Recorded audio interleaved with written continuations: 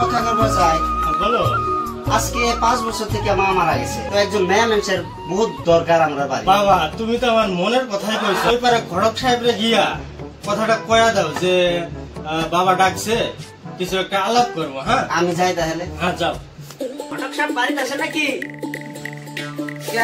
চিলাচিলি করে। আচ্ছা, ঘটক সাহেব বাড়িতে আছে নাকি? ও ঘটক সাহেব ঘরে আছে, রো ডাকতেছে।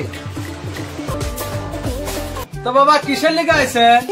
তোমার এই কৃষক জানি ডাকছে। আমি যাওনি, আমি যাবো পরে। কি গরম, গরমে থাকা যায় না। পূজা বয়সে হাডু কাম করে না রে, জিরায় আলোই। বাবা এই ঘটক সাহেব আসতেছে। ঘটক সাহেব কই কই? আচ্ছা আসতেছে। আসুক আসুক আসুক। চাচা কিসের লেগে ডাকছিলেন জানি? আচ্ছা ডাকছিলাম মানে কি জানো, ঘরে তো কাজ কাম করা মানুষ নাই, আবার তোমার চাষিও মানে মারা গেছে 5 বছর হয়ে, এখন বিরাট অসুবিধা আর কি, এই জন্য আর কি একটা মানুষ লাগছিল আর কি। আছে কি আপনার কাছে? আছে, অবশ্যই আছে। তাই নাকি? তো দেখান তো দেখি। দেখি এইটা ঠিক আছে। এইটা তো ঠিক হয়েছে, সেটা তো দেখলাম। এটার লোকে বিয়াটা ঠিক করো, আমার বিয়াটা আর কি। হ্যাঁ শালা বুড়ে এক ঠ্যাং যাবো কবরে। তোমার বেড়া একটা জুবান আছে, তোমার বিয়ে করার লাগে না? হ্যাঁ ওইটা নেই, আমি বিয়ে করবো, আমি বিয়ে করবো।